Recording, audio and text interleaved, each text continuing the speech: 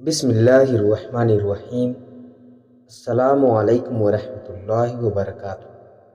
پیارے ناظرین، اپنے آقا اور دو جہاں کے سردار حضور اقدس صلی اللہ علیہ وسلم کی بیویوں اور اولاد کا حال معلوم کرنے کا اشتیاق ہوا کرتا ہے، اور ہر مسلمان کو ہونا بھی چاہیے، اس لیے مختصر حال ان کا سنایا جاتا ہے۔ حضور اقدس صلی اللہ علیہ وسلم کا نکاح، جن پر محدثین اور مورخین کا اتفاق ہے، 11 عورتوں سے ہوا۔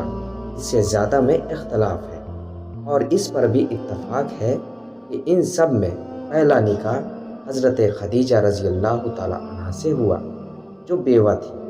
حضور صلی اللہ علیہ وسلم کی عمر شریف اس وقت 25 برس کی تھی، اور حضرت خدیجہ رضی اللہ تعالی عنہ کی عمر 40 برس کی تھی۔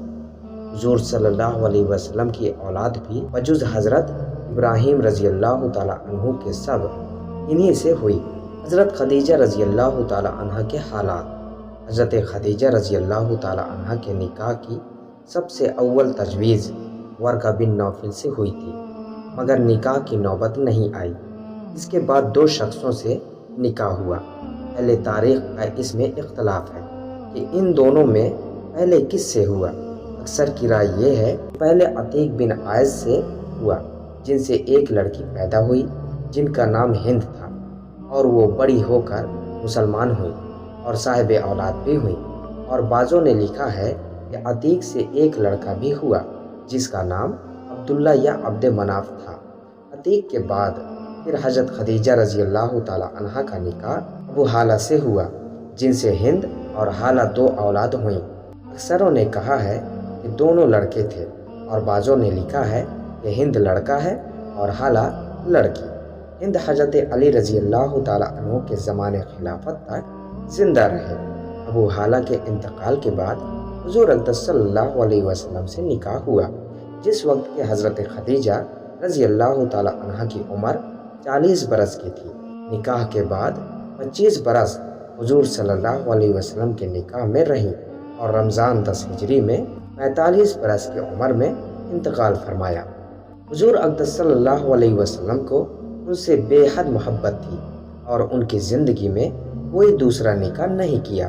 ان کا لقب اسلام سے پہلے ہی سے طاہرہ تھا، اسی وجہ سے ان کی اولاد جو دوسرے خاندانوں سے ہے وہ بھی بنو طاہرہ کہلاتی ہیں۔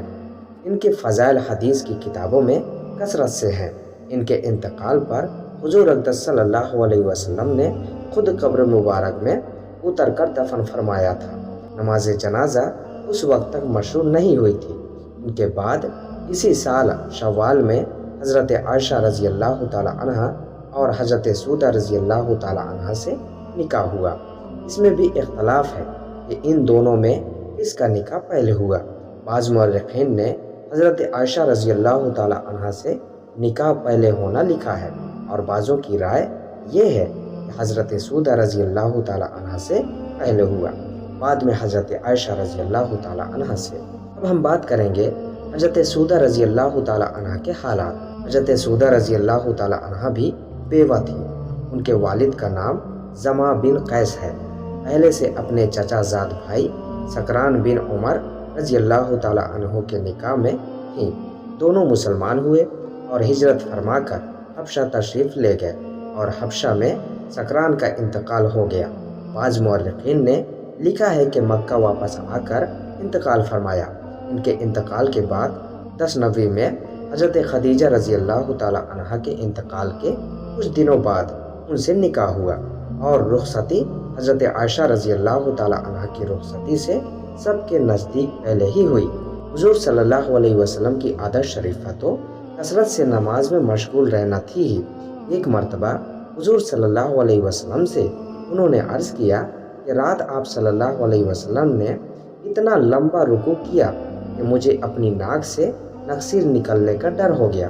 یہ بھی حضور صلی اللہ علیہ وسلم کے پیچھے نماز پڑھ رہی تھی، کیونکہ بدن کی بھاری تھی، اس وجہ سے اور بھی مشقت ہوئی ہوگی۔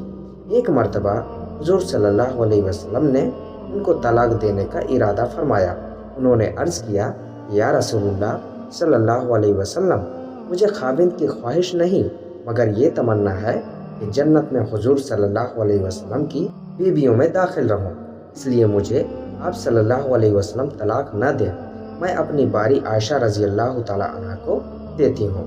اس کو حضور صلی اللہ علیہ وسلم نے قبول فرما لیا، اور اس وجہ سے ان کی باری کا دن عائشہ رضی اللہ تعالی عنہ کے حصے میں آتا تھا۔ 54 ہجری یا 55 ہجری میں، اور بعض نے لکھا ہے کہ حضرت عمر رضی اللہ تعالی عنہ کے آخر زمانے خلافت میں وفات پائی۔ ان کے علاوہ ایک سودہ اور بھی ہے جو قریش ہی کی ہے۔ حضور صلی اللہ علیہ وسلم نے ان سے نکاح کا ارادہ فرمایا۔ انہوں نے عرض کیا کہ مجھے ساری دنیا میں سب سے زیادہ محبوب آپ صلی اللہ علیہ وسلم ہیں، مگر میرے 5-6 بچے ہیں۔ مجھے یہ بات گراں ہے کہ وہ آپ صلی اللہ علیہ وسلم کے سرہانے روز چلائیں۔ حضور صلی اللہ علیہ وسلم نے ان کی اس بات کو پسند فرمایا، تعریف کی اور نکاح کا ارادہ ملتوی فرما دیا۔ اب ہم بات کرنے والے ہیں حضرت عائشہ رضی اللہ تعالی عنہ کے حالات۔ حضرت عائشہ رضی اللہ تعالی عنہ سے بھی نکاح مکہ مکرمہ میں ہجرت سے پہلے شوال 10 نبی میں ہوا، جس وقت کہ ان کی عمر 6 سال کی تھی۔ حضور صلی اللہ علیہ وسلم کی بیویوں میں یہی صرف ایک ایسی ہیں جن سے کنوارے پن میں نکاح ہوا، اور باقی سب سے نکاح بے وگی کی حالت میں ہوا۔ نبوت سے 4 سال بعد یہ پیدا ہوئیں، اور ہجرت کے بعد جبکہ ان کی عمر 9 برس تھا رخصتی ہوئی، اور 18 سال کی عمر میں حضور صلی اللہ علیہ وسلم کا وصال ہوا، اور 66 سال کی عمر میں 17 رمضان 57 ہجری کو منگل کے شب میں ان کا وصال ہوا۔ خود ہی وصیت فرمائی تھی کہ مجھے عام قبرستان میں جہاں اور بیویاں دفن کی گئی ہیں دفن کیا جائے، حضور صلی اللہ علیہ وسلم کے قریب حجرہ شریفہ میں نہ دفن کیا جائے، چنانچہ بقیع میں دفن کی گئی۔ عرب میں یہ مشہور تھا کہ شوال کے مہینے میں نکاح نامبارک ہوتا ہے۔ حضرت عائشہ رضی اللہ تعالی عنہ فرماتی ہیں کہ میرا نکاح بھی شوال میں ہوا، رخصتی بھی شوال میں ہوئی۔ حضور صلی اللہ علیہ وسلم کی بیویوں میں کون سی مجھ سے زیادہ نصیبہ ور اور حضور صلی اللہ علیہ وسلم کی محبوبہ تھی؟ حضرت خدیجہ رضی اللہ تعالی عنہ کے انتقال کے بعد خولہ رضی اللہ تعالی عنہ حکیم کی بیٹی حضور صلی اللہ علیہ وسلم کی خدمت میں حاضر ہوئیں اور عرض کیا، یا رسول اللہ صلی اللہ علیہ وسلم، آپ نکاح نہیں کرتے؟ حضور صلی اللہ علیہ وسلم نے فرمایا، اس سے؟ عرض کیا، کنواری بھی ہے، بیوہ بھی ہے، جو منظور ہو۔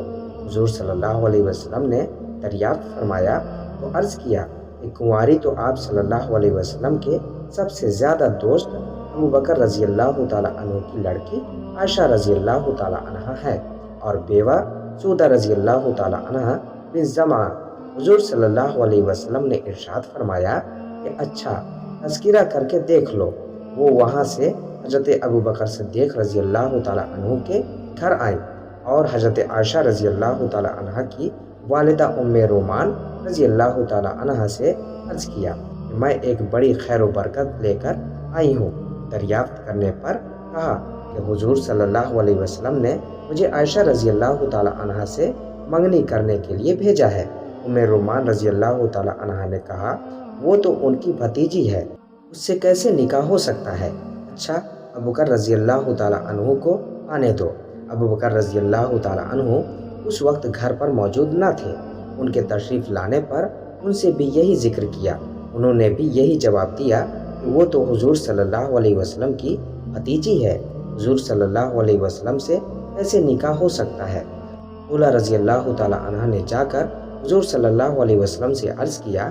حضور صلی اللہ علیہ وسلم نے ارشاد فرمایا کہ وہ میرے اسلامی بھائی ہیں، ان کی لڑکی سے میرا نکاح جائز ہے۔ خولہ رضی اللہ تعالی عنہ واپس ہوئیں اور حضرت ابو بکر صدیق رضی اللہ تعالی عنہ کو جواب سنایا۔ وہاں کیا دیر تھی؟ کہا، بلا لاؤ۔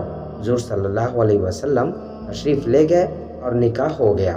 ہجرت کے بعد چند مہینے گزر جانے پر حضرت ابو بکر صدیق رضی اللہ تعالی عنہ نے دریافت کیا کہ آپ صلی اللہ علیہ وسلم اپنی بیوی عائشہ رضی اللہ تعالی عنہ کو کیوں نہیں بلا لیتے؟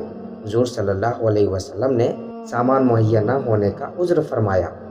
حضرت ابو بکر صدیق رضی اللہ تعالی عنہ نے نذرانہ پیش کیا، جس سے تیاری ہوئی اور شوال 1 ہجری یا 2 ہجری میں چاشت کے وقت حضرت ابوبکر صدیق رضی اللہ تعالیٰ عنہ کے دولت قدا پر بنا یعنی رخصتی ہوئی۔